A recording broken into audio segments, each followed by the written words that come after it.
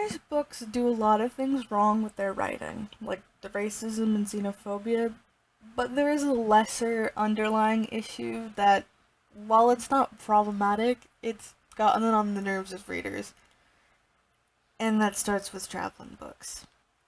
If you ask a Warrior fan about some of their least favorite books or series or even scenes, traveling comes up a lot.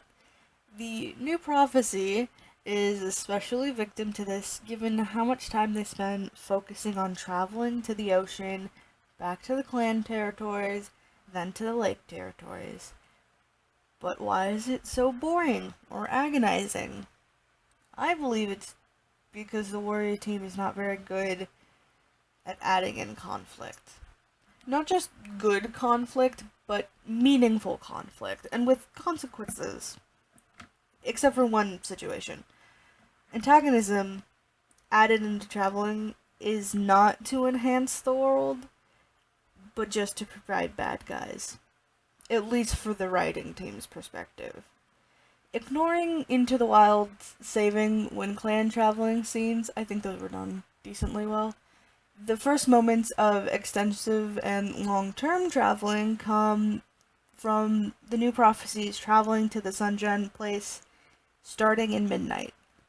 The major issue with the cats gathered here, which, in case you forgot, is Brambleclaw, Squirrelpaw, Squirrelpaw, Tawny Pelt, Stormfur, Feathertail, and Crowpaw, is that there's no conflict. Well, besides Crowpaw's snotty behavior, there is no conflict with the rest of the cast.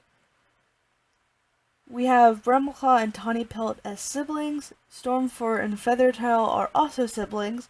The RiverClan siblings already know Brambleclaw and probably Tawny Pelt too, so these four characters are already overly friendly with each other. Squirrelpaw and Brambleclaw are from the same clan, and while their relationship is rocky and not really shown a lot on screen yet, they already know each other. There's that connection there already. There's no conflict in everyone being chummy and a well-oiled machine, working together like they've always been in this group. In fact, it makes it kind of pointless. The reason why this is so bothersome is because it makes traveling to the Sunshine Place a simple issue, something that anybody could do, and ignores any character growth that they could have as a group. Actually, one of the most important and interesting parts was the moment where Feathertail hadn't had her saltwater dream yet, and there was this spot of tension between her and Brambleclaw, who had already had his. This was nice as it was established as a distant and viable reason for conflict to occur during that time, and it was pretty simply resolved throughout the course of their traveling. Besides that little gem of interactions, the tension is thin and nearly non-existent when all four clans are traveling to the new territory. The only conflict comes from the tribe, which I've mentioned before I'm not exactly comfortable to talk about. All I will say is that the tribe was made to seem antagonistic and does nothing to enhance the world built around warriors in the New Prophecy. In fact, this group only appears in the Power of Three and Omen the Stars to have a rich history. When placed into the world, it is only used to be a negative force, and then later popularized. Most post-series of, A New Prophecy have a traveling section or book. These moments mostly include heading to the tribe, a place out of the way in a few stage journey, or the sisters' territory, which I'm not quite sure how far away they are to the clans, but let's just say a considerable distance. It's a sort of mandatory situation that each arc partakes in, and with any hope, it might be something stopped in a Starless clan. Another issue that comes into focus with traveling books and the series as a whole, if we're honest, is the lack of consequences. This is something that happens. Let me rephrase. There's nothing that happens that has a real consequence. Hold on.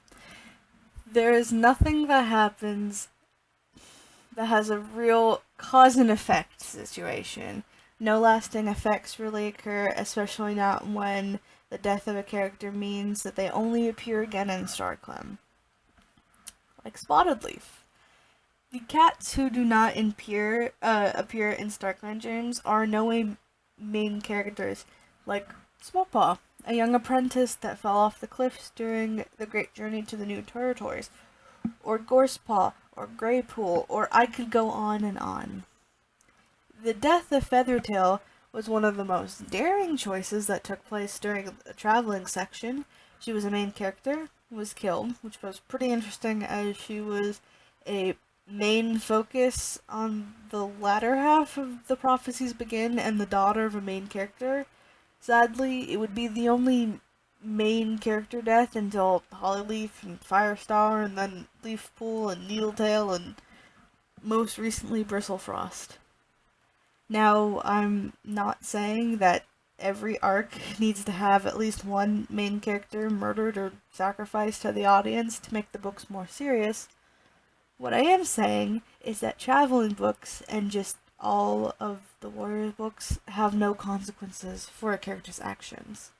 Imagine, if you will, a group of cats from ShadowClan are our protagonist.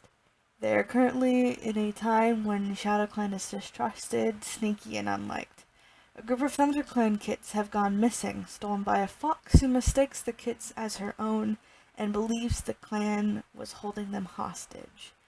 She nests in ShadowClan territory and is found by our protagonist while on patrol. Regardless of if it was announced the kits are missing, they can tell these are RiverClan kits and kill the fox. Doing the right thing, the protagonists take the kits back to ThunderClan, even though the ThunderClan cats had smelt and seen fox tracks. They still accuse ShadowClan of stealing their kits. They could lead battles, raids, steal, or even maybe cause the deaths of innocents caught in the crossfire. If they hadn't taken the kits to ThunderClan, sooner or later, ThunderClan would figure out the kits were theirs, especially the kits who are older and remembered their parents and their original clan. Conflict would simply happen at a later time. So if the kits died, and couldn't be returned to either ShadowClan or ThunderClan's camps, then ThunderClan might follow the tracks and find the dead kits in ShadowClan's territory regardless. No matter the situation, it's going to end poorly. ThunderClan is angry if the kits are returned or found dead or turned into ShadowClan apprentices.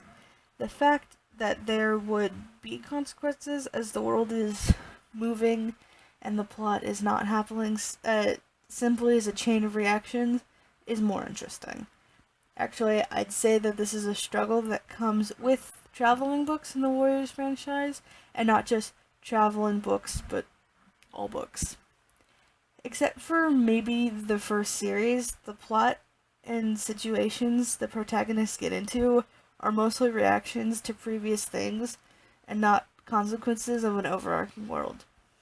Blue Star, for example, was going to die, whether that happened during Tiger Claw's raid, or by the dogs, or by drowning, and now we have everyone dealing with Ashfur, who is reacting to being killed, to being betrayed, to... It's just a bunch of chain reactions. So, I don't think it's the fault of the traveling books for being boring, or lacking an interesting conflict, as I think it's a symptom of the books as a whole. Traveling can be compelling when the characters have tension or experience the world outside their little slice as anything but cruel, nameless bad guys.